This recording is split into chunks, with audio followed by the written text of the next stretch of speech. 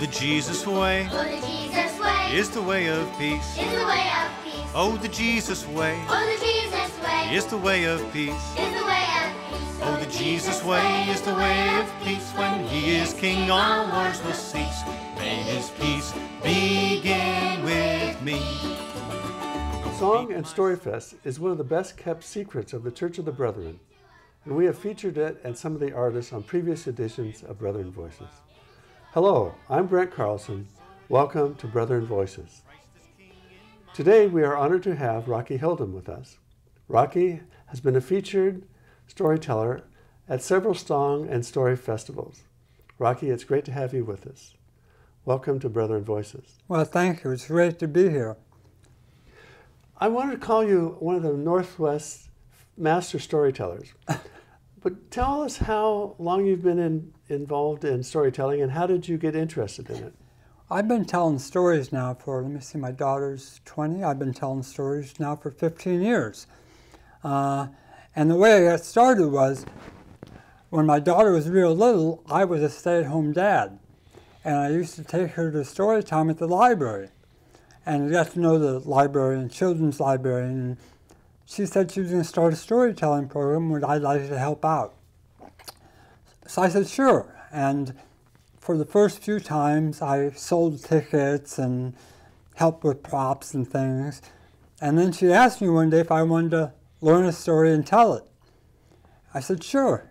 And after I told that story, I always say I discovered that I'm a storyteller, not that I became a storyteller. I mean, it just felt so right for me right when I told that story.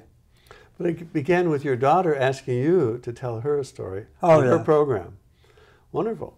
So can you tell us what the purpose of storytelling is? Well, you know, storytelling goes way, way back.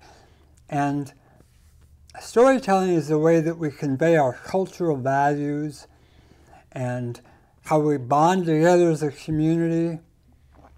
It's the way that the older ones teach the younger ones how we do certain things and what we don't do. And it really is a way of passing our culture. Oh, and learning about our ancestors and our own history. All of these things are what storytelling does. What would you say are the ingredients of a good story? Well, story has to have a beginning, a middle, and end. There has to be a character or characters. There has to be a crisis, and then the crisis gets resolved. And that's where some people have problems with storytelling. They get the beginning right, but then they don't always get the middle and the end right. Would you tell us a story? Yeah, I'd love to. What would you like to tell us about? Well, I have a favorite story I usually start my programs with. It's called The Cricket, and it's an old folk tale that I've adapted for myself. Well, please tell us about the cricket. My name is Rocky, and I am a storyteller, a professional storyteller. When people find out that I'm a professional storyteller, they say, Rocky, as a professional storyteller, what kind of stories do you tell? I say, yes, I am a professional storyteller, and I tell all kinds of stories. I tell folk stories and fables and myths and legends. I tell stories from different lands and cultures and time. I tell stories from my own Italian family. And some stories I tell I just make up. But the one thing that is the same about every story I tell is that they are absolutely true. Now, normally when some old white guy says to you, trust me, everything I say is the truth, you should be very skeptical. But in this one particular instance, you can trust me. And this is why. If I tell you a story from a different land or time or culture, even if the things in the story didn't quite happen that way, it will tell you something true about that land or that culture or that time. And if I tell you a story and you listen to that story, even if things in the story didn't quite happen that way, it will tell you something true about me. And if I tell you a story, and if you listen with your ears and with your heart and with your soul, even if things in the story didn't quite happen that way, it will tell you something true about yourself. So I'm going to tell you the absolutely true story of the cricket. Now, Antonio and Rodolfo were friends. But Antonio lives in the big city of Seattle, where it's noisy and busy and there's always things going on. And Rodolfo lives in the country, where he raises apples and peaches and cherries. And he likes it because it's always quiet and peaceful. But Rodolfo says to himself, I haven't seen my friend Antonio for a long time. I should go visit him.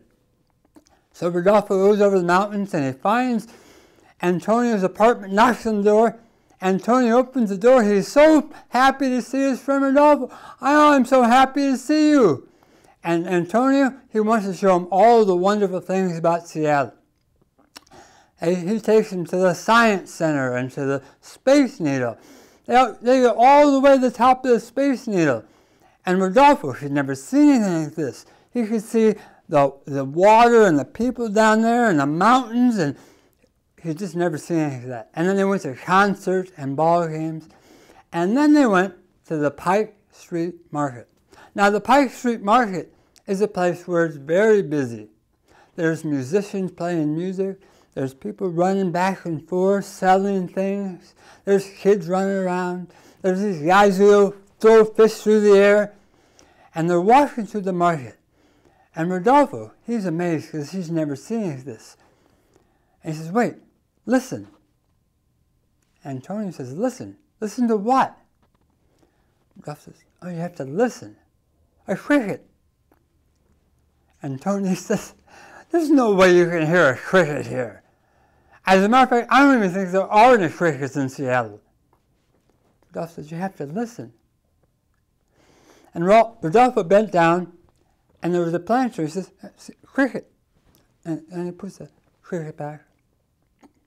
Antonio says, how did you do that? Rodolfo says, I just listened. Antonio said, no, come on, there must be some kind of trick. Show me how you did it so that I can do that with my friends. Rodolfo said, no, there's no trick. I just listened. Here, let me show you. And he reaches into his pocket. He pulls out 3 pennies. And he drops those 3 pennies on the floor. Tink, tink, tink. Well, the music stopped. The kids stopped running around. People stopped throwing fish through the air. Everybody was looking at Antonio and Rodolfo and those 3 brown pennies. And that's what I want to tell you. Make listening your very best thing. Make listening the thing you do better than anything else. This world needs people who know how to listen. Listen to all the music and all the stories and all the poetry around you. But especially listen to the music and the stories and the poetry that come from inside of you, because they will always be absolutely true. We have one of the stories that Rocky told at Song and Story Fest to share with you now. Let me tell the story to you. This is a story of 5 blind persons and the elephant. There were 5 blind persons, and they wanted to know what an elephant was like. So they decided what they would do is they would go and find an elephant, and they would find out what an elephant was like. So the first blind person came up, right over here, and reached up with both their hands. Is this still on? Yeah. Okay. And reached around the trunk and felt that trunk all the way down, felt all the little ridges and everything, felt inside the little elephant nostril. I wouldn't do that. And because it's a person who uses all of her senses, she put her ear to the elephant's trunk and listened. You had to hold on to we don't want this guy getting away. And because it's a person who uses all of her senses, she put her nose up and sniffed, and then she stuck her tongue out and tasted way out. Way out. wouldn't do that. You do realize there's no real elephant here. I know, but Okay. I'm saying what I would do. Okay. Wouldn't do. Yes, I can tell you. I'm supposed to challenge authority, right? No, you- Except for storytellers. In my story, she tasted the elephant's leg, and then she said, brethren are so hard to work with. And then she said, well, it's clear to me that an elephant is like, what? What does it taste like, Barb? dirt. Like dirt. Okay, the next person. Whew, thank goodness. The next person came up here. You got hold on to that elephant. We don't want to get in the way. Reached up and grabbed the elephant by the ear, both sides, and felt the elephant's ear all the way down, reached in and felt the elephant ear wax.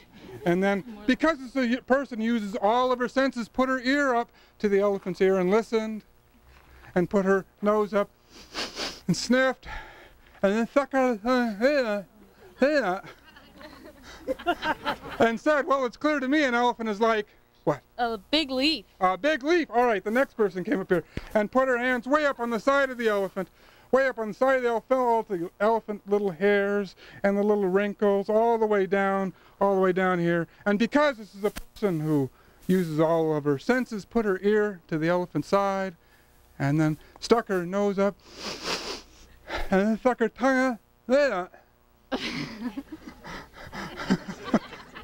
and said, oh, well, it's clear to me an elephant is like Hair. hair. Okay. And the next person came down over here and grabbed the elephant by the foot, down here by the foot, and felt the knee and the little elephant toenails. And because this is a person who uses all of his senses, put his ear up to the elephant's leg, and then stuck his nose up there and stuck his tongue out there and said, well, it's clear to me an elephant is like A bad tasting tree. a bad tasting. And the last person came up and grabbed the elephant right over here by the tail. By the tail, right around the tail. Felt the elephant's tail all the way down, little hairy part down there. And because the person uses all of his senses, put his ear up there and listened. And then put his nose up there and then and the stuck his tongue out there.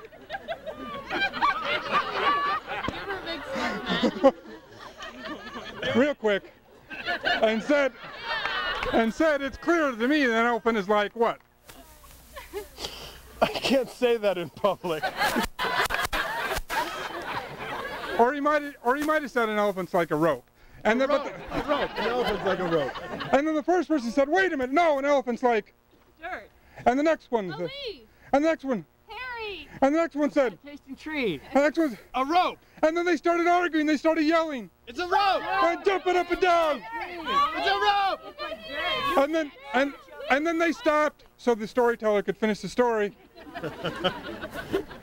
You see, for years, for many, many years, for centuries, they told the story, and they thought it was about 5 people who could not see.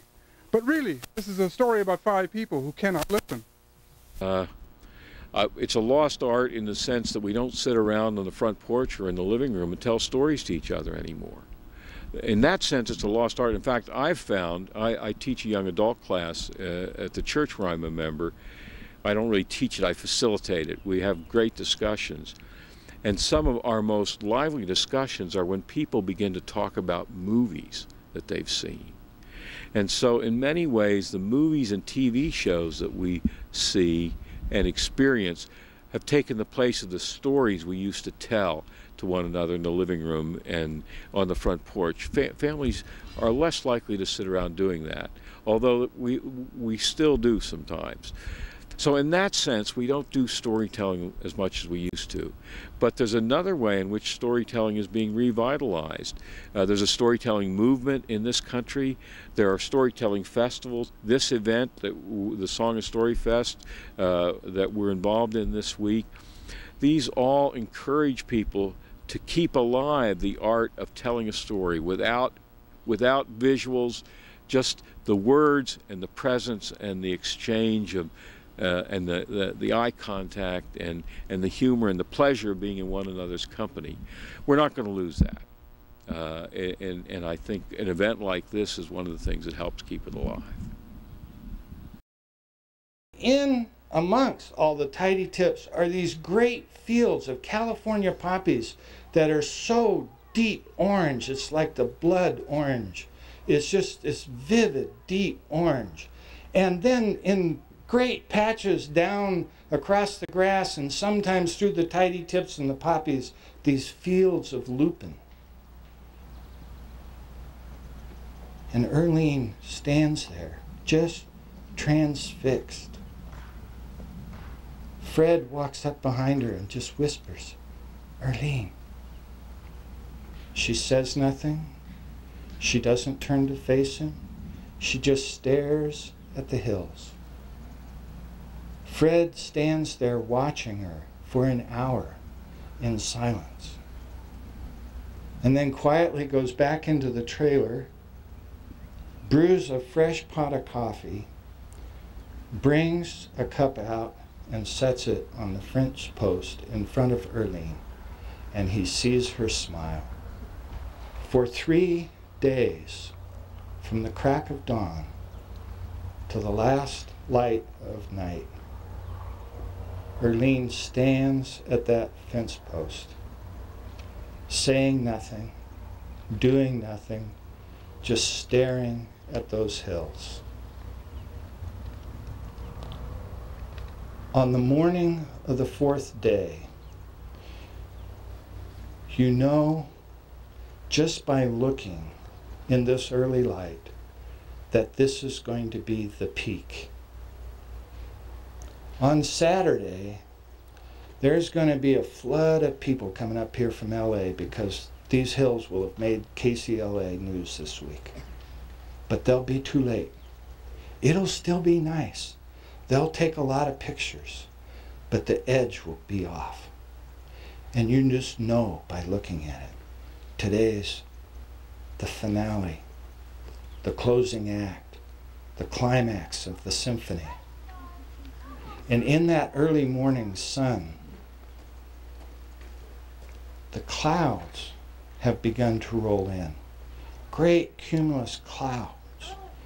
And so that now great patches of shadow move over the face of the hills. And that sun and its intensity, and then those shadows moving over the hills, and all that color, it's like flesh come alive. The hills moving and pulsing with the life deep inside them, getting expressed through this glorious palette of color. And this morning, as Fred, at his usual time, places the cup of coffee on the fence post in front of Earlene,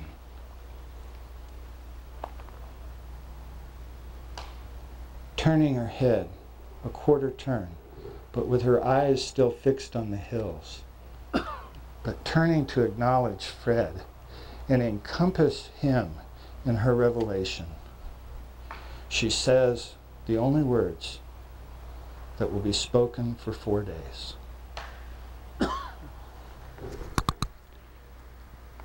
We shall not all die, but we shall all be changed. It lives in the seed of a tree as it grows. You can hear it if you listen to the wind as it blows. It's there in the river as it flows to the sea. It's the sound in the soul of a man becoming free. And when I listen deep inside, I hear you best of all, like a moon that's glowing white, and I listen to your call. I know that you will guide me. I feel your light shine, and you move the ocean of my heart it's open wide. Oh, mystery, you are alive. I feel you all around. You are the fire in my heart. You are the holy sound. You are all of life. It is you that I seek. Grant that I may feel you always in everything. Oh, grant that I may feel you always in everything.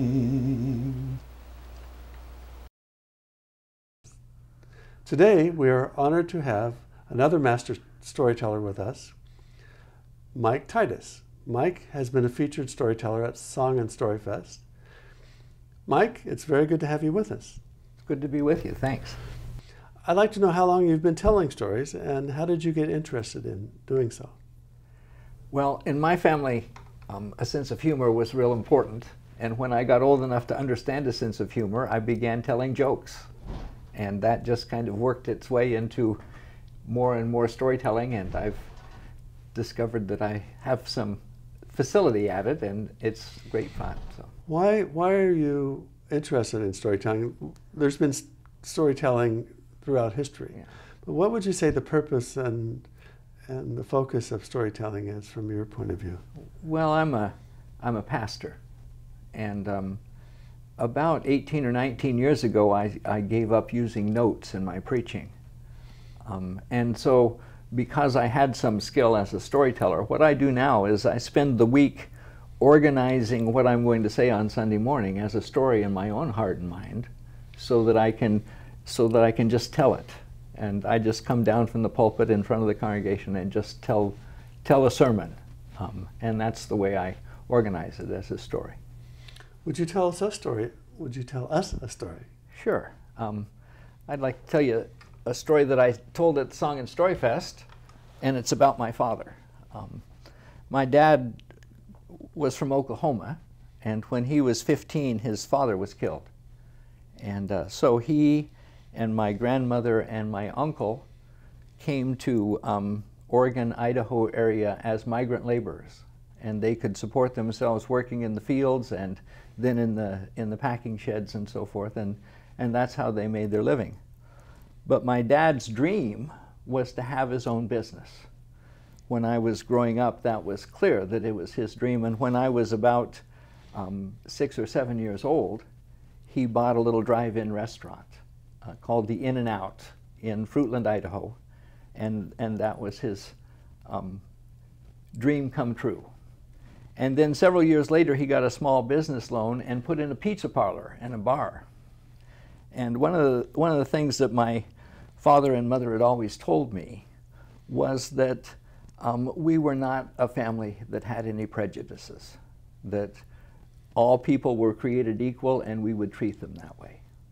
And I remember a time when 2 black men came and sat in my father's bar, and within 5 minutes he had found an excuse to ask them to leave. And he took me aside later and told me that it wasn't because he was prejudiced, but because he was certain that there were other people in the bar who were prejudiced. And if he had allowed them to stay, that he would have jeopardized his business. And that made me really upset and angry. And, you know, I struggled with that for a long time. And finally I came to the conclusion, 2 conclusions really. One was that my dad had given me a gift that he didn't yet possess. And the second conclusion I came to was that I would never do that to my children. Excellent point, excellent story.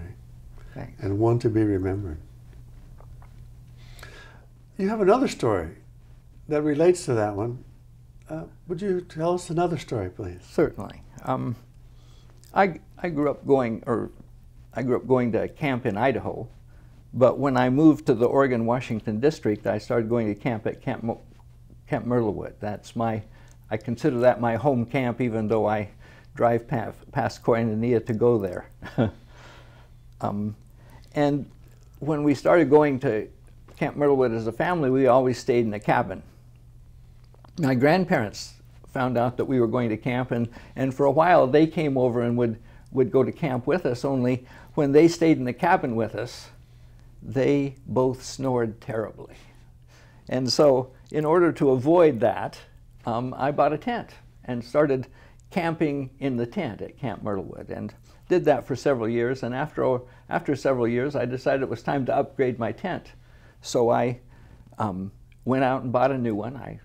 As Church of the Brethren, I went out and looked at everything that was on sale and picked a mid-sized price tent. That's the way we Brethren do it. And then I gave the old tent to my daughter Martha, who was 16 or 17 at the time. It wasn't too many weeks later that Martha was out in our front yard washing her car. And the trunk was open, and I looked in the trunk of her car, and the tent wasn't there. And I said, "Martha, where's the tent I gave you?" And she said, "Dad, I was delivering pizzas last week, and there's a guy that lives in Auburn that I go by every day when I'm delivering pizzas who's homeless. And he had a tent out in the woods, and some children came along and slashed that tent, and he didn't have any place to live. And I saw him beside the side of the road, and I'd talked to him before, and he was just in tears because his tent had been vandalized. And so I loaned him my tent. And I said, "Martha, you're never going to get that tent back. What in the world were you thinking? Why would you do something like that?" And she said to me, "Well, Dad, I gave him the tent because I thought that's what you would have done." And instantly I understood that I had given Martha a gift that I didn't yet possess. And within several weeks, I even came to appreciate that little gift of humility she had given me. Michael, thank you so much. Sure. Words of wisdom from a master storyteller. Thank you. Thank you for being with us on Brethren Voices. Oh, it was been my pleasure. Thanks. Thank you for being with us on Brethren Voices and the celebration of Song and Story Fest. Perhaps you can go to Song and Story Fest this year and listen to our two master storytellers from the Northwest. For Brethren Voices, this is Brent Carlson. Thank you for watching. Peace. Is the way of peace. Is the way of peace. Oh, the Jesus way. Oh, the Jesus way. Is the way of peace. Is the way of peace. Oh, the Jesus way is the way of peace. When he is king, all wars will cease. May his peace begin with me.